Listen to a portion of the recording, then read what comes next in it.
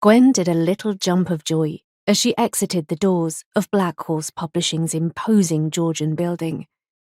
She could have squealed with happiness, but had to be content with hugging herself tightly and grinning slightly manically. She just couldn't believe that she, Gwen Jones, had secured herself a 3-book deal with one of the best-known publishing houses in the country, and that they'd been so sympathetic about the situation with her mother. She almost didn't trust her own fantastic luck.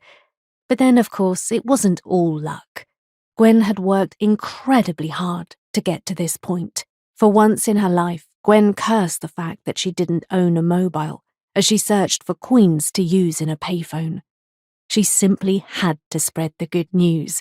She really wanted to speak to her mother, but she was usually napping at this time. She couldn't call her best friend Sarah either. She'd be out picking her children up from nursery. So the next obvious choice was her cousin Sian, whose flat she was staying in while she was in London. Gwen ended up having to fish through her entire bag before she found some change and the crumpled slip of paper on which she'd scribbled Sian's mobile number as she'd left the flat that morning.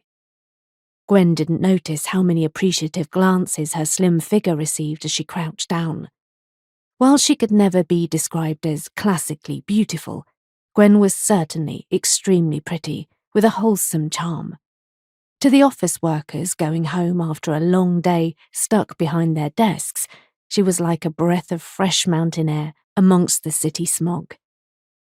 Gwen's long light brown hair shone as she bent down to search through her belongings. Her dark eyes danced with happiness. The fitted shirt and A-line skirt, bought that morning especially for the meeting, plus her knee-high boots, gave a good idea as to the toned body underneath. The shirt showed just a hint of cleavage as she leaned over. When Sian didn't answer her phone, Gwen felt her feeling of elation come down a notch, but quickly ordered herself to stop being so silly. She'd be seeing Sian in the flat in only half an hour, and she would call her mother to tell her the news before supper.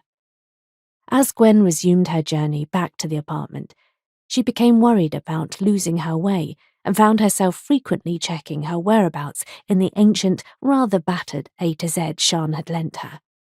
The London streets were certainly very different from Gwen's home in Wales. Gwen felt a little nervous walking around the busy city with so many people pushing past, all of them in such a hurry, and she thought back to leaving her home the day before.